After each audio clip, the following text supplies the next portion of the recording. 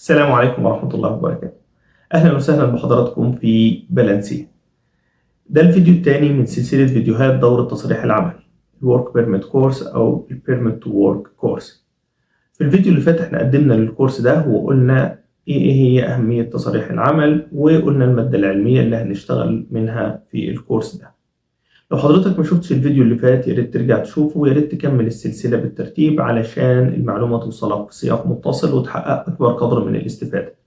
كمان لو حضرتك بتتفرج من اليوتيوب يا ريت تتوقف تماما وتروح على موقع بلانسيا أو بلانسيا بلاتفورم علشان تتفرج على الكورس من هناك، وده علشان تحقق 3 فوائد مهمة جدا. أول حاجة تبعد عن المشتتات اللي موجودة في اليوتيوب، تاني حاجة علشان تقدر تقيم مستواك من خلال الأسئلة اللي موجودة بعد كل كورس، وتالت حاجة علشان تقدر تحصل على شهادة من بلانسيا تشاركها مع دايرة علاقاتك وتعرفهم قد إيه أنت حريص على طلب العلم والتطور في المجال بتاعك.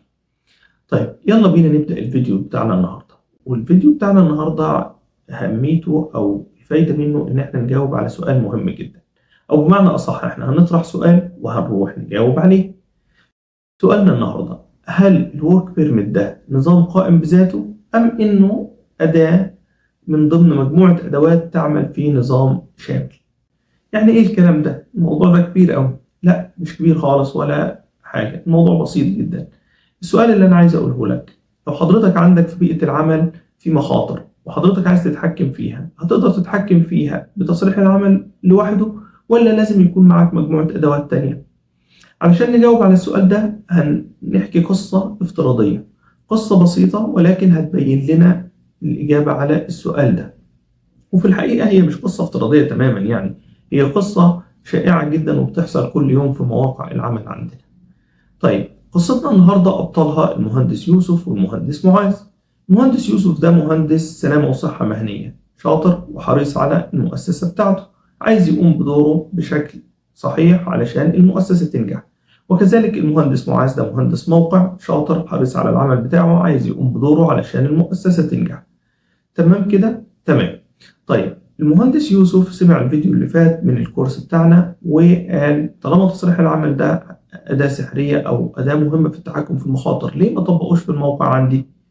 وتاني يوم لبس هدومه وراح على الموقع علشان يقوم بعمله اليومي.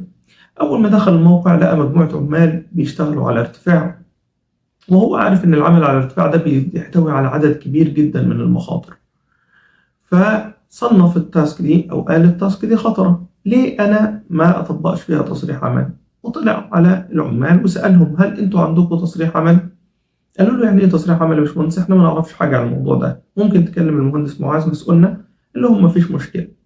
حالا جه المهندس معاذ للموقع وبدأ يتكلم مع المهندس يوسف. طبعا المهندس يوسف عارف إن الكوميونيكيشن أو مهارات التواصل من أهم المهارات اللي بيمتاز بيها رجل السلامة والصحة المهنية.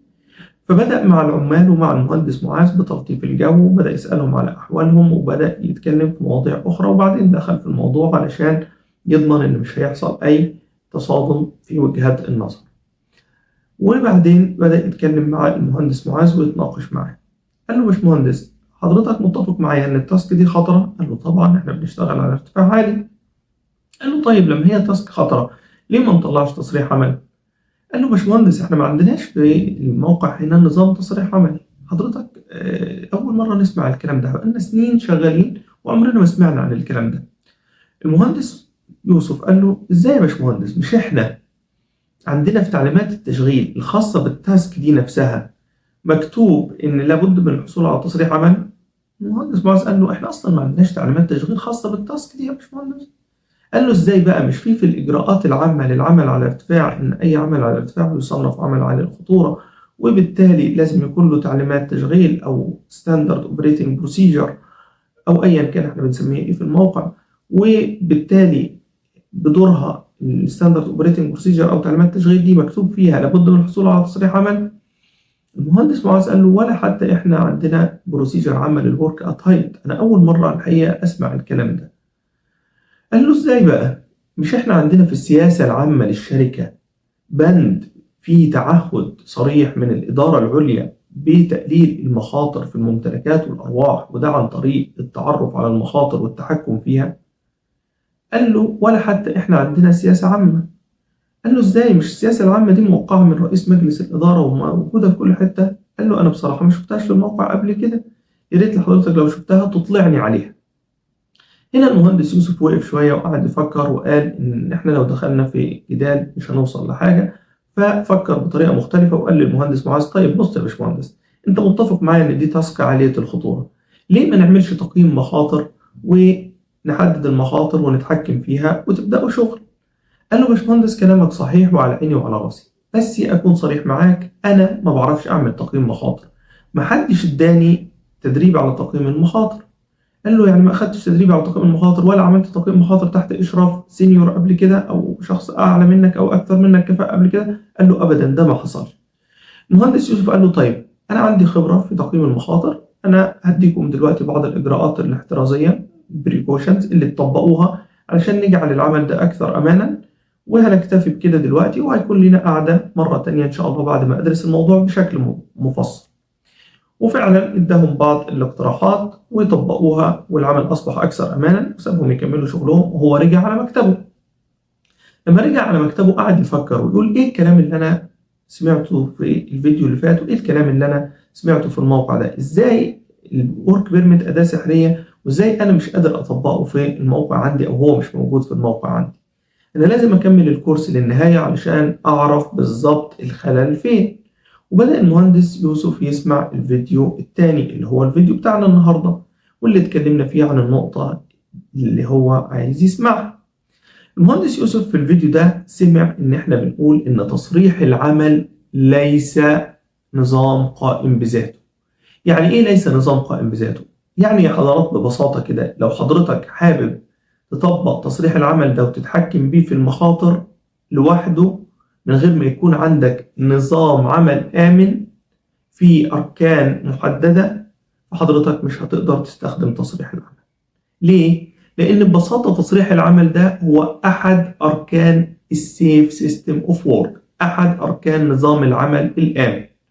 طيب نظام العمل الآمن ده بيتكون من إيه؟ أو إيه أركانه الأساسية؟ أركانه الأساسية أول حاجة سياسة عامة. السياسة العامة دي بتكون موقعة من أعلى سلطة في المؤسسة وبتكون تحتوي على تعهد من القيادة بتاعت الشركة إنها تقلل المخاطر وتوفر بيئة عمل آمنة وتقلل الإصابات وتقلل الخسائر في الممتلكات والأرواح، وده عن طريق التعرف على المخاطر والتحكم فيها. السياسة العامة دي بتكون مختصرة جدا وبيكون فيها بنود محددة.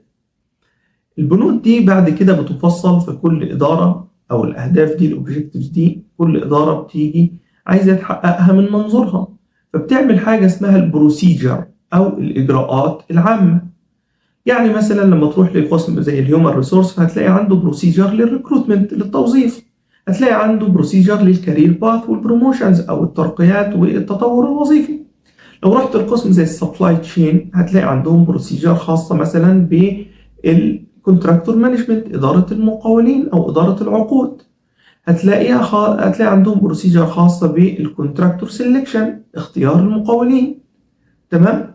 طيب برضو عندنا في السيفتي في بروسيجر عامة زي ايه مثلا؟ زي بروسيجر عامة للورك ات هايت ايا كان التاسك اللي هتعملها على ارتفاع، زي بروسيجر عامة للالكتريك سيفتي لو انت هتشتغل مع الكهرباء، زي بروسيجر عامة للاكسكافيشن لو انت عندك اعمال حافة، زي بروسيجر عامة للكونفايند سبيسز او الاماكن المحصورة، وبروسيجر خاصة بالووكينج والوركينج سيرفيسز اسطح السير والعمل وغيرها من البروسيجرز اللي موجودة عندك.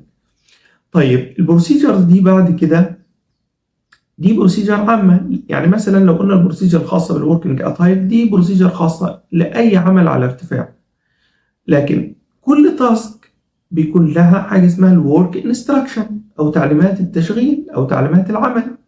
تمام؟ يعني مثلا لو افترضنا إن التاسك دي خاصة بتغيير ريشة تربينة، هتلاقي تغيير ريشة التربينة القسم المخول إنه يغير ريشة التربينة وليكن قسم الميكانيكا هتلاقي عنده ورك انستراكشن تعليمات عمل خاصة بتغيير ريشة التربينة. وتعليمات العمل دي بيكون فيها حاجتين، أول حاجة فنيا إزاي هما بيغيروا ريشة التربينة، تاني حاجة من ناحية السيفتي إيه هي إجراءات السلامة اللي المفروض ياخدوها علشان يضمنوا إن العمل ده آمن. تمام كده؟ تمام. طيب بما إن أنا قلت إن ده تصريح عمل وإن تصريح العمل للأعمال عالية الخطورة، إذا لازم يكون عندي حاجة اسمها تقييم مخاطر ريسك أسسمنت. تقييم المخاطر ده وظيفته إن أنا أتعرف على المخاطر وأحط لها إجراءات وقائية، إجراءات تحكم في المخاطر دي. طيب بما إننا قلنا تقييم مخاطر، هل تقييم المخاطر ده ينفع يتعمل بشخص ما بيعرفش يعمل تقييم مخاطر، شخص غير كفء كفاية إنه يعمل تقييم مخاطر، ولا لازم يكون كفء؟ لازم يكون كفء. طيب الشخص الكفء ده هيجيب الكفاءة بتاعته منين؟ أكيد أخد تريننج. طب التريننج لوحده يكفي؟ لا ما يكفيش، لازم يعملها مرة واثنين وثلاثة أندر سوبرفيجن، تحت إشراف شخص كفء بالفعل، علشان هو كمان يصبح كومبتنت أو يصبح كفء. اللي احنا قلناه ده هو باختصار أركان نظام العمل الآمن، السيف سيستم اوف وورك. بيبدأ من فوق لتحت كده: بوليسي، بروسيجر، ورك انستراكشن، ريسك اسسمنت، ريسك كنترول، تريننج اند سوبرفيجن. تصريح العمل بقى آخر الأدوات دي أو أداة من الأدوات دي اللي موجودة في نظام العمل الآمن، وظيفته إنه يتحكم في كل الحاجات اللي احنا قلناها دي، يستفاد بيها ويوجهها في الاتجاه الصحيح اللي يضمن تحقيق الغرض من نظام العمل الآمن ده. لو حضرتك طبقته بالمفهوم ده إن شاء الله هتنجح، وهتلاقي تصريح العمل ده أداة سحرية وهتحقق بيه اللي انت عايزه، اللي هو التحكم في المخاطر. طيب لو حضرتك ما عندكش نظام عمل آمن وخدت الورك بيرميت كده زي الباراشوت وعايز إن أنت تستخدمه علشان تتحكم في المخاطر، فصدقني أنت هتفشل فشل ذريع جدا.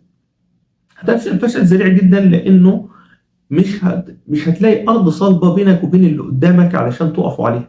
مش هتلاقي نقطة اتصال تتكلموا منها بقى. أنتوا الاتنين مالكوش مرجعية واحدة. تخيل كده أنت بتقول له الورك أت هايت عمل خطر، وهو بيقول لك ده خطر من وجهة نظرك انت، لكن من وجهة نظري ومن خلال خبرتي هو مش خطر. مفيش حاجة بتحكمكم انتوا الاثنين. ما تقوليش المنطق بتاعي يختلف عن المنطق بتاعك. احنا الاثنين بنسوق العربية في الشارع، احنا الاثنين بنقود السيارة في الشارع. انا بربط حزام الامان لان منطقي ان حزام الامان ده هيحميني، وانت ما بتربطوش لان منطقك انه مش هيحميك.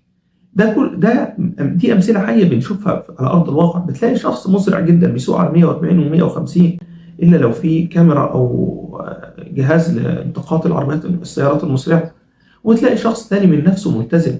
ده منطقه ان السرعه ما فيهاش مشكله، وده منطقه ان السرعه فيها مشكله. يا حضرات مادام مفيش ريفرنس او مرجعيه لينا، فعمرنا ما هنتفق، او على الاقل هتلاقي حالات اختلاف كتير، وده هيسبب لك مشاكل، والناس هتتصادم معاك، ومن كتر التصادم انت هتيأس والناس هتيأس. الاحتمال التاني ان الناس دي هتاخدك على قد عقلك. صدقني زي ما بقول لك كده، الناس دي هتاخدك على قد عقلك. يعني ايه هتاخدك على قد عقلك؟ يعني هيملوا تصريح العمل ده اي حاجه، حبر على ورق كده، وحضرتك هتفتش مره واثنين وثلاثه، مره هتطلع اخطاء وهتحاول تصلحها، مره هتحولهم للشؤون القانونيه وياخدوا جزاءات. في النهايه هتلاقي الدنيا مش ماشيه مظبوط خالص، وانت هتيأس وهم هييأسوا، والموضوع هيفشل تماما. طيب ده معناه ايه يا احمد؟ معناه ان انا لو ما عنديش تصريح عمل، معناه ان انا لو ما عنديش نظام عمل امن في الموقع عندي، ان انا ايأس وما اطبقش تصريح العمل؟ مش يمكن تصريح العمل تطبيقه احسن من ما فيش؟ لا، الكلام ده مش صحيح. لو انت ما عندكش نظام عمل امن في الموقع ده، دورك انت اللي تروح وتبدأ تفعل نظام عمل امن في الموقع عندك. صدقني الموضوع مش صعب، وصدقني انت تقدر تعمله. ربنا سبحانه وتعالى خلاك في المكان ده عشان تقدر تعمله، ولازم تعمله بحب وتعمله بنية صادقة، وتفتكر قول ربنا سبحانه وتعالى: ومن أحياها فكأنما أحيا الناس جميعا. إياك تحبط إطلاقا، إياك تحبط إطلاقا. بالعكس، ده دافع ليك إنك تحط بصمتك، تعمل نظام عمل آمن، تعمل نظام تصريح عمل، تبدأ شغلك على أرض صلبة. الناس هتحبك وإنت هتوصل للهدف بتاعك. بس كده، ده كان الفيديو بتاعنا النهاردة. في الفيديوهات الجاية هنتكلم أكتر عن تصاريح العمل، وهنشوف إزاي إمتى الأول بنطلع تصريح عمل، وهنشوف إزاي نطبق تصريح العمل. أشوفكم في الفيديوهات الجاية. شكرا لكم.